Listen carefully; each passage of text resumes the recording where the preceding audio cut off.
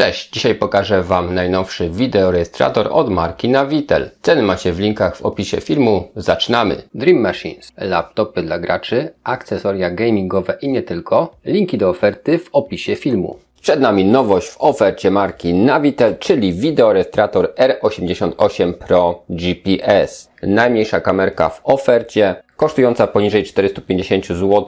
Może i nie najtaniej, ale mamy tutaj bardzo ciekawe funkcje i niezłe specyfikacje. Na początek zobaczmy sobie, co w zestawie. Jest instrukcja obsługi, oczywiście także w języku polskim, gdzie mamy wszystkie przydatne informacje, także link do pobrania aplikacji Navitel DVR Center do zarządzania nagraniami. Aplikacja jest bezpłatna. Dodatkowe informacje oraz voucherek na 12 miesięcy na aplikację Navitel Navigator, czyli do nawigacji na telefonie. Mamy dwa wymienne przylepce z taśmą 3M do samej kamery, dwie folie montażowe na szybę, czyli najpierw naklejamy taką folię i dopiero kamerkę i potem taką kamerę jest bardzo łatwo zdjąć z szyby, bo jakbyśmy bezpośrednio to przykleili na szybę, no to potem są niezłe przeboje, żeby taką kamerę zdjąć. Jest też zasilacz ze standardowym portem USB oraz przewód USB na USB typu C, wtyk jest kątowy. Natomiast powiem Wam, że kamera odpala także poprzez samo zasilanie USB, więc gdyby gniazdo zapalniczki było niedostępne, to też sobie poradzicie. No i przewód ten jest niesamowicie długi, ponieważ ma aż 3,5 metra.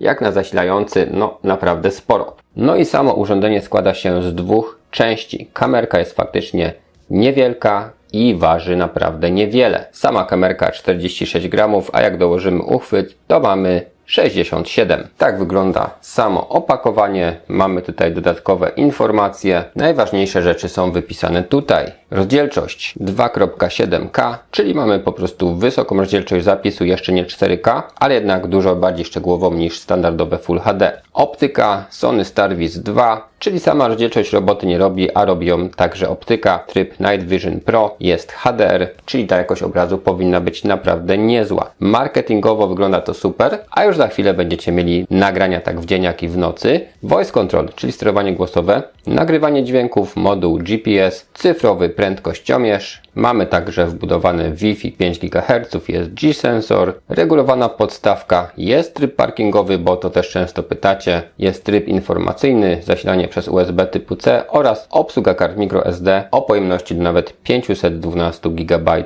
Natomiast myślę, że tak duża karta w wideorejestratorze nie jest potrzebna. No i wyświetlacz 1,45 cala. No powiem to delikatnie, tak, ten wyświetlacz jest bardzo mały, co zresztą zaraz sami będziecie mogli ocenić. Natomiast tak, mamy mocowanie magnetyczne, czyli ten wtyk USB-C do tego gniazda już tak sam z siebie się przyciąga, trzyma to naprawdę mocno, no ale jesteśmy w stanie tą kamerkę zdemontować i wrzucić do schowka czy do kieszeni, żeby nie kusiła. Możemy oczywiście na tym elemencie ją sobie doregulować i pomimo niewielkiej wagi, to ta kamera robi wrażenie solidnej. Mamy głośnik, mamy mikrofon, jest logo Navitela i mamy dwa przyciski od spodu, slot na kartę pamięci, przycisk od góry i przycisk od boku. Mamy ekran powitalny. Oczywiście są też dźwięki, kamera już nagrywa. W tej chwili mamy wszystko połączone, mamy takie ikonki, natomiast nie mam jeszcze GPS-a, ponieważ jestem w piwnicy. To może troszeczkę utrudniać. Przetestujemy sterowanie głosowe. Wyłącz ekran. Włącz ekran. Zrób zdjęcie. Zablokuj wideo. Wyłącz Wi-Fi. Włącz Wi-Fi. Rozpocznij nagrywanie. Zatrzymaj nagrywanie. Zakończ nagrywanie. Ok, jedyne co tutaj nie do końca łapie, to nie zatrzymuje nagrywania. Jak mówię, zatrzymaj nagranie, to się nic nie dzieje. Ok, jak powiem zakończ nagrywanie, coś tam łapie, ale niestety nie przerywa, więc ta jedna komenda mi nie działa. Cała reszta jak najbardziej działa w języku polskim, tak więc myślę, że to też jest duży plus. Natomiast myślę, że jest to troszeczkę wymuszone, ponieważ jeśli chodzi o wielkość i czytelność tego menu, no to widzicie jak to wygląda. Bardziej w aucie przy większej ilości słońca zwyczajnie możemy tutaj za dużo nie widzieć. I sterowanie menu działa tak, że te dwa przyciski to jest generalnie dół, góra. Mamy też dźwięki menu, możemy je sobie wyłączyć. Teraz tak, dolny przycisk przełącza nam kolejne sekcje menu. Musimy znowu wyłączyć nagrywanie. Wchodzimy z powrotem.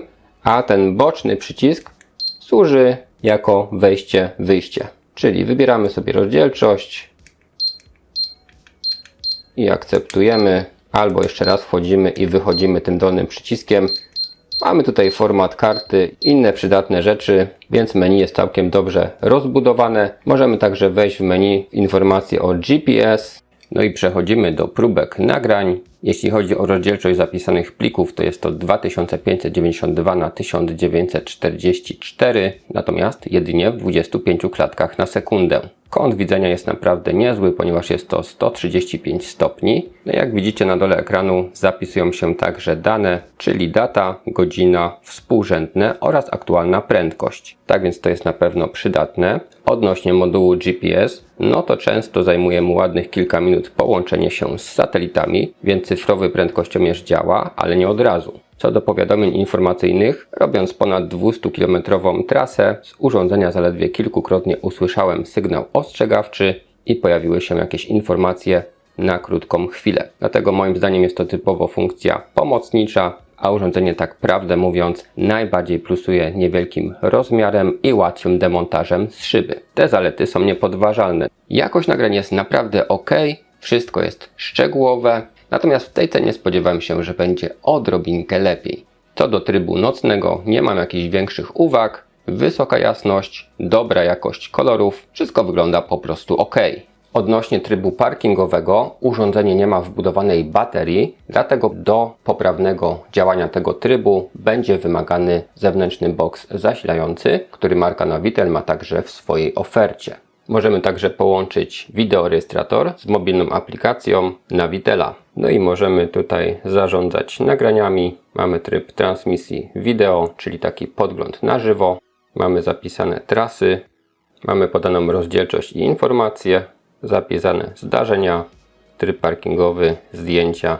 I możemy wejść w ustawienia, gdzie mamy większość opcji tych samych co w menu kamery. No natomiast dużo wygodniej zrobić to na ekranie smartfona niż klikać po tym mini ekraniku, tym bardziej jak kamera gdzieś jest schowana za lusterkiem. Jako uzupełnienie ta aplikacja jest na pewno przydatna. Podsumowując, widzieliście jak urządzenie sprawdza się w praktyce, mogliście ocenić jakość nagrań tak w dzień jak i w nocy, aktualne ceny oraz promocje macie w linkach w opisie filmu. Na dzisiaj to wszystko, dziękuję za obejrzenie, trzymajcie się.